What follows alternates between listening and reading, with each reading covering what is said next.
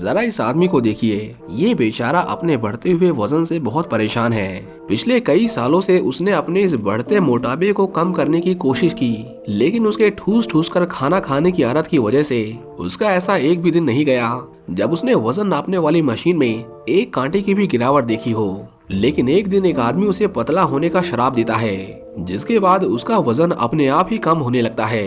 ऊपर ऊपर से देखकर आपको लगेगा कि ये तो अच्छी बात हुई, भला ये श्राप कैसे हुआ। वो अपना वजन कम करना चाहता था और अब उसका वजन अपने आप ही कम हो रहा था, वो भी बिना किसी एक्सरसाइज या फिर किसी भी तरह की डाइटिंग के। लेकिन यहाँ मुसीबत की बात ये थी कि उस आदमी का वजन गिरता ही जा रहा था और वो जितना खाता उसका वजन उतना ही कम हो रहा था। अब ये आदमी अपने आप को श्राप से कैसे बचाता है, पूरी कहानी जानने के लिए देखते रहिए आज की हमारी मूवी, जिसका नाम है थिनर। तो हमारी कहानी की शुरुआत होती है बिली को दिखाते हुए। बिली बाई प्रोफेशन एक लॉयर था और वो बड़े बड़े क्लाइंट्स के साथ डील करता था। इस आदमी के पास अच्छा खासा पैसा है और अगर आपको कोई केस जीतना है तो बिली बिना किसी शक के आपके शहर का सबसे बेस्ट लॉयर था। दुनिया जमाने की प्रॉब्लम्स को सॉल्व करने के बावजूद भी बिली बेचारा अपनी खुद की प्रॉब्लम से डील नहीं कर पा रहा था। उसकी लाइफ की सिर्फ और सिर्फ एक प्रॉब्लम थी, जो था उसका मोटापा। उसे कुछ न कुछ खाते रहने की बहुत गंदी बीमारी थी, जिसकी वजह से उसका वजन बढ़ता जा रहा था और बढ़ते बढ़ते वो कैसे 300 पाउंड का हो गया, उसे खुद भी इसका एहसास नहीं हुआ। बिली के परिवार में थी उसकी वाइफ, जिसका नाम हाइडी है, और उसकी एक बेटी भी थी जिसका नाम लिंडा है। हाइडी भी अपने पति के इस खाते रहने की बीमारी से बहुत परेशान थी, इसलिए उसने एक डॉक्टर से कंसल्ट करके उनसे एक स्ट्रिक्ट से स्ट्रिक्ट सलाह मशवरा लेकर बिली को डाइट पर रखा था। इतना सब कुछ करने के बावजूद बस वो एक काम करना भूल जाती थी, और वो था बिली को अपना वजन नापते हुए अपनी आंखों से देखना, क्योंकि बिली उसे अपना वेट उसके असली वेट से कम ही बताता था। वो मेहनत तो बहुत करता था, लेकिन उसकी सारी मेहनत का रिजल्ट 0 होता था, क्योंकि वो अपने खाने की आदत को कंट्रोल नहीं कर रहा था। खैर, उन सभी की लाइफ किसी ना किसी तरह से कट रही थी। कम से कम उनके पास इज्जत और पैसा तो था। हम देखते हैं कि बिली पिछले कई महीनों से एक माफिया के लिए कोर्ट केस लड़ रहा था। इस माफिया बॉस का नाम रिची है और उसके ऊपर किसी के खून के संगीन इल्जाम थे। बिली बेशक आलसी और मोटा था, लेकिन एक काम उसे बहुत अच्छे से आता था, और वो था कोर्ट में अपने क्लाइंट्स को डिफेंड करना। वो शब्दों के साथ खेलने में बहुत माहिर था, और उसकी इसी खूबी के चलते बिली आखिर में रिची को उन मर्डर चार्जेस से सही सलामत निकाल लेता है। जज ने रिची को बेगुनाह कहा था और इसी के साथ उसके केस को वहीं पर क्लोज कर दिया जाता है। रिची बिली को थैंक यू कहता है, क्योंकि अगर उसकी जगह कोई और होता तो वो शायद अब तक किसी जेल में चक्की पीस रहा होता। एक दिन जब रोज की तरह बिली अपने ऑफिस जाता है तो वो देखता है कि कुछ जिप्सी लोगों ने उसके ऑफिस के पास जिप्सी फेयर लगा रखा था। जिप्सी उन लोगों को कहा जाता था जिनके खुद के कोई घर नहीं होते हैं, और वो एक वैन में बैठकर एक शहर से दूसरे शहर घूमते रहते हैं। ये लोग मेला लगाकर अपनी ज्यादातर कमाई करते थे, और उस मेले में वो काफी कुछ बेचते थे। काफी कुछ मतलब सच में काफी कुछ।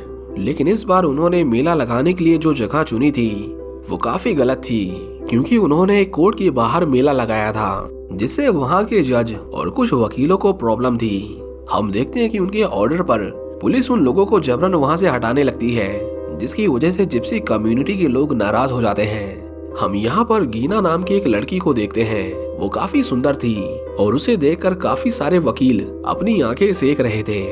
बिली भी उसे देखकर थोड़ा थोड़ा शर्मा रहा था। गीना, जो उन लोगों को वहाँ से हटाए जाने से बहुत गुस्सा थी, वो बिली को अपना शरीर दिखाकर थोड़ा टीज करती है, और जब बिली उसे देखकर लार टपका ही रहा था तभी गीना उस पर थूक कर वहाँ से चली जाती है।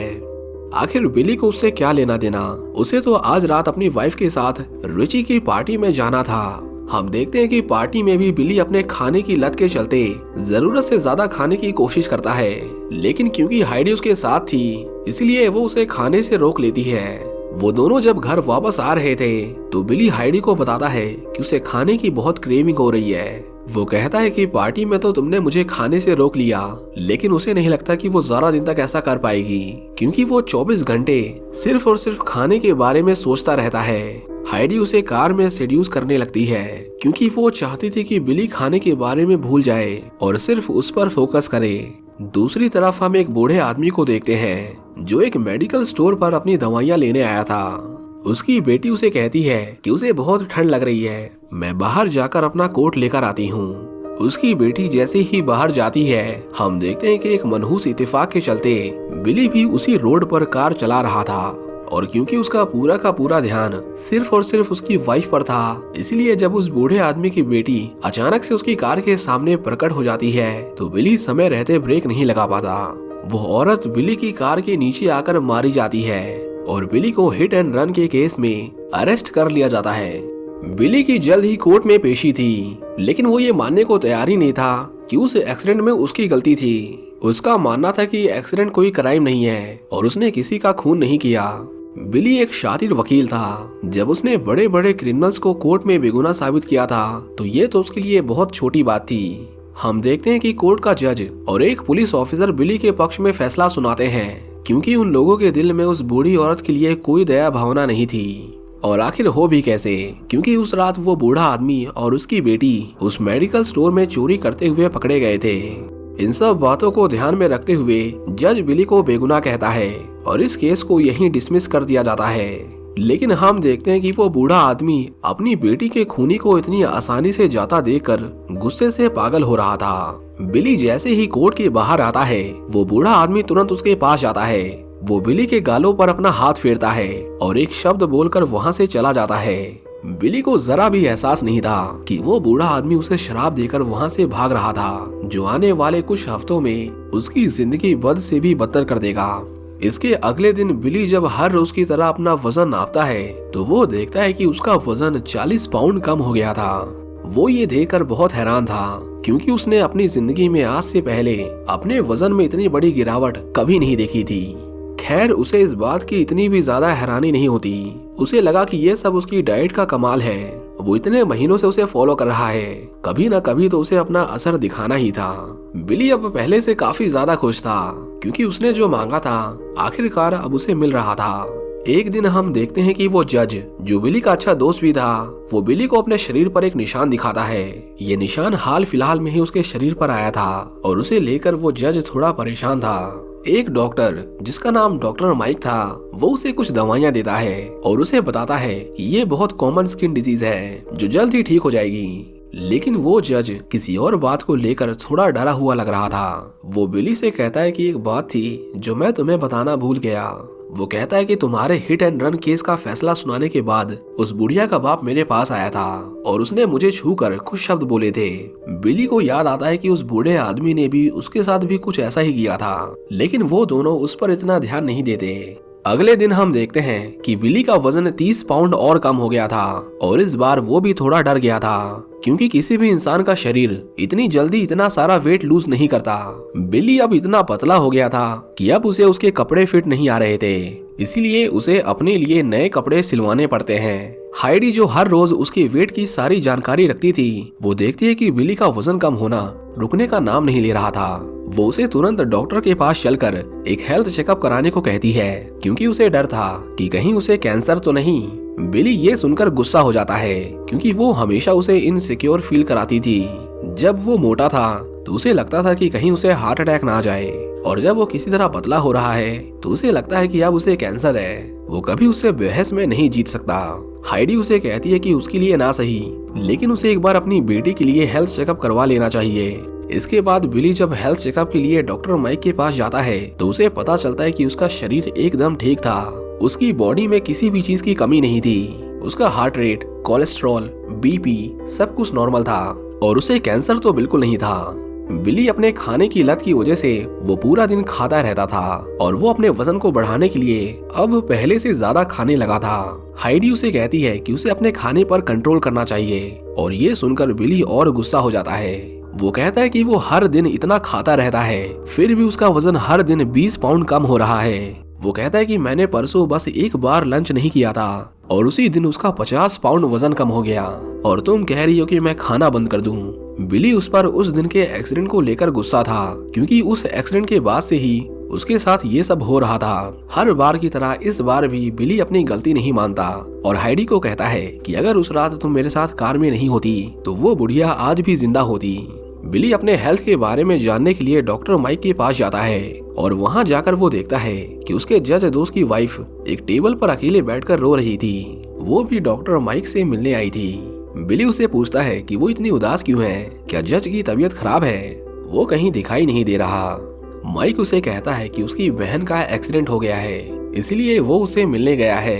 लेकिन बिली जानता था कि जज की कोई बहन नहीं है। इसका मतलब माइक उससे झूठ बोल रहा था। उस रात वो अपने दोस्त के घर जाता है ये देखने के लिए कि ऐसा क्या हुआ कि उसने कोर्ट में आना ही बंद कर दिया। पहले तो उस जज की वाइफ बिली को वहां से जाने के लिए कहती है, लेकिन जब बिली उसे बताता है कि उसके साथ भी कुछ दिनों से ऐसा कुछ हो रहा है जो उसके साथ पहले कभी नहीं हुआ, तो वो उसे अंदर आने देती है। बिली उसे बताता है कि उसने पिछले 2 हफ्तों में अपना 100 पाउंड वजन लूज कर दिया है। जिसके बाद उस जज की वाइफ बिली से पूछती है कि क्या तुम्हें भी उस बूढ़े आदमी ने छुआ था? वो कहती है कि अगर उसने तुम्हें छुआ है तो कुछ दिनों में तुम्हारे साथ भी वही होगा जो आज मेरे पति के साथ हो रहा है। वो कहती है कि वो आदमी लोगों को शराब देता है। एक रात वो अचानक से ही उनके सामने आ गया और उसने कैरी को छूकर एक शब्द बोला, जिसके बाद से ही उनकी तबीयत खराब है और उनके शरीर का वो हाल हो चुका है कि वो अब किसी से मिलने भी नहीं जाते। बिली उसे कहता है कि जिप्सी कर्स जैसी कोई चीज नहीं होती और ये सुनकर वो बिली के ऊपर गुस्सा हो जाती है, क्योंकि उसने जो अपनी आंखों से देखा था उसकी सच्चाई उसके शब्दों में नजर आ रही थी। वो बिली से कहती है कि ये सब तुम्हारी वजह से हुआ है। अगर तुमने उस दिन उस बूढ़े आदमी की बेटी को नहीं मारा होता तो आज ये सब नहीं होता। वो बिली को अपने पति की इस हालत का जिम्मेदार ठहराती है और उसे घर से धक्के मारकर बाहर निकाल देती है। बिली भी अब डरा हुआ था, क्योंकि उसके साथ भी पिछले कुछ दिनों से ऐसा कुछ हुआ था जो उसके साथ पहले कभी नहीं हुआ। वो तुरंत अपने क्लाइंट रिची के पास फोन करता है। वो रिची से पूछता है कि क्या वो जिप्सी कर्स जैसी चीजों पर विश्वास करता है। अब रिची के लिए एक लॉयर के मुंह से ऐसी बातें सुनना थोड़ा अजीब था, पर वो फिर भी कहता है कि वो इन बातों पर विश्वास नहीं करता। बिली फोन काटने ही वाला था कि तभी रिची उसे कहता है कि मैं एक बार अपनी माँ से इसके बारे में पूछता हूँ। रिची की माँ उसे बताती है कि जिप्सी कर्स सच में होता है और उस शराब को वही वापस ले सकता है जिसने वो शराब दिया था। बिली अपनी वाइफ को बताता है कि ये जो मेरे साथ हो रहा है ये कोई बीमारी नहीं है और अब उसे इस बात पर पूरा यकीन है। हाइडी उसे कहती है कि तुम बार बार उसी बात को लेकर बैठ जाते हो। उसका मानना था कि ये एक मेडिकल कंडीशन है और इसका इलाज किया जा सकता है।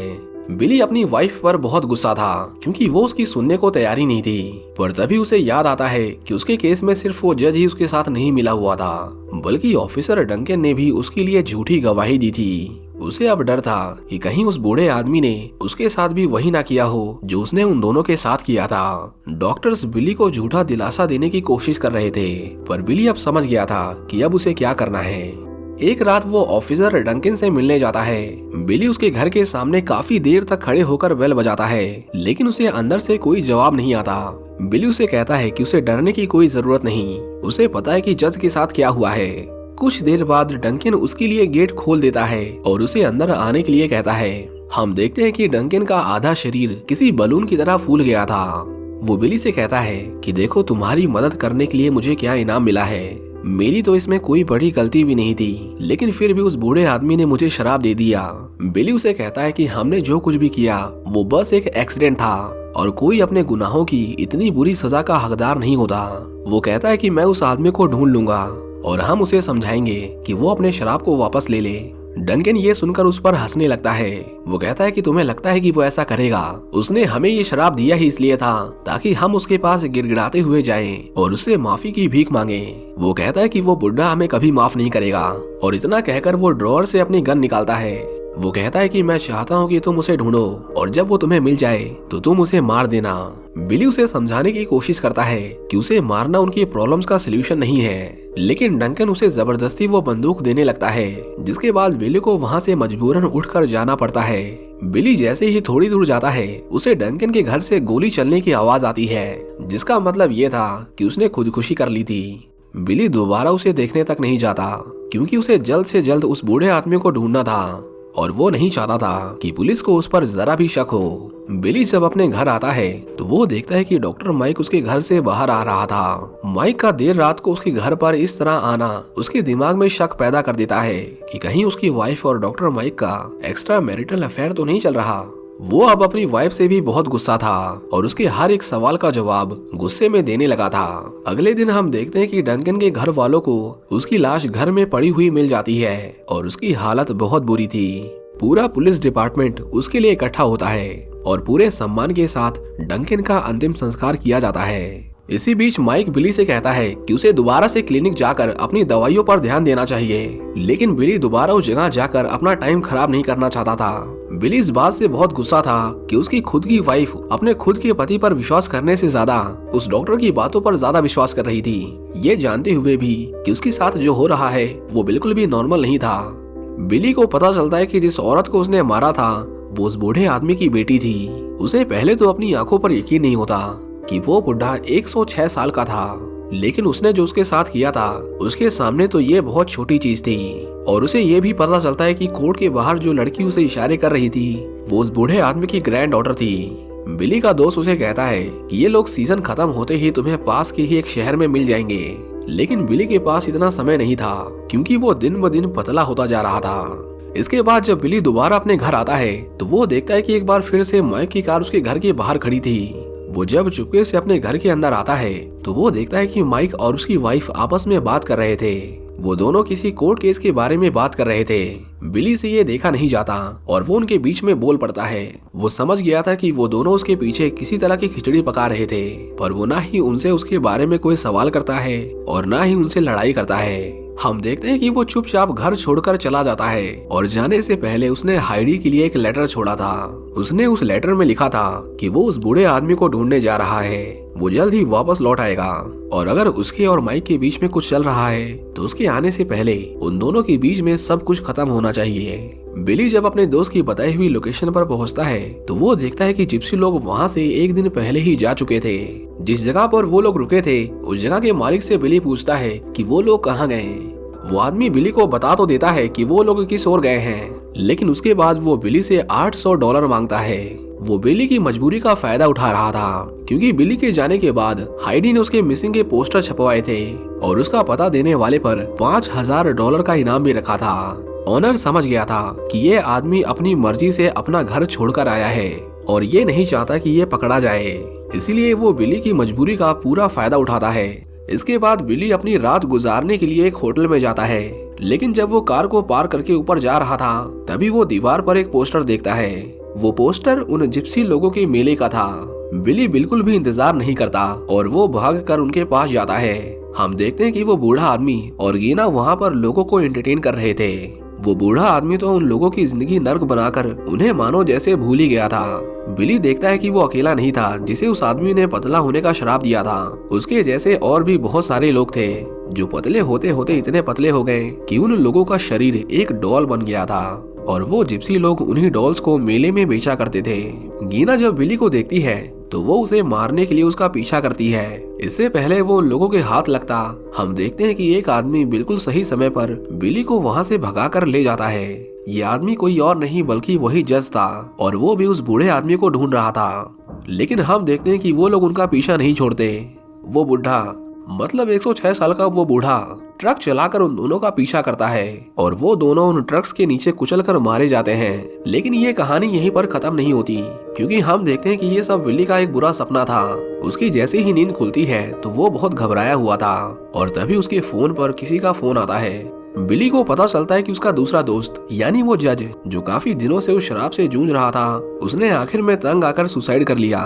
बिली उसके लिए बहुत दुखी था, लेकिन उसने फैसला कर लिया था कि चाहे कुछ भी हो जाए वो सुसाइड नहीं करेगा और अगर उसे मरना ही है तो वो उस बूढ़े को मारकर ही मरेगा।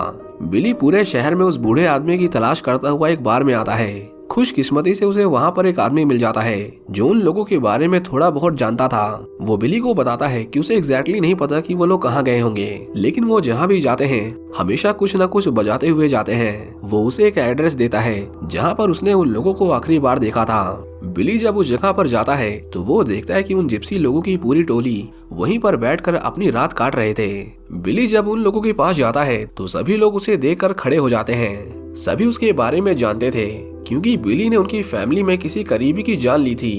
गीना जैसे ही उसे देखती है तो वो उस पर थूक कर उसकी इंसल्ट करती है और उसे वहाँ से जाने के लिए कहती है। वो बिली को शैतान कहते हैं क्योंकि उसने गीना की माँ का खून किया था, लेकिन बिली उन्हें अपने शरीर की दुर्दशा दिखाकर उनसे रहम की भीख मांगता है।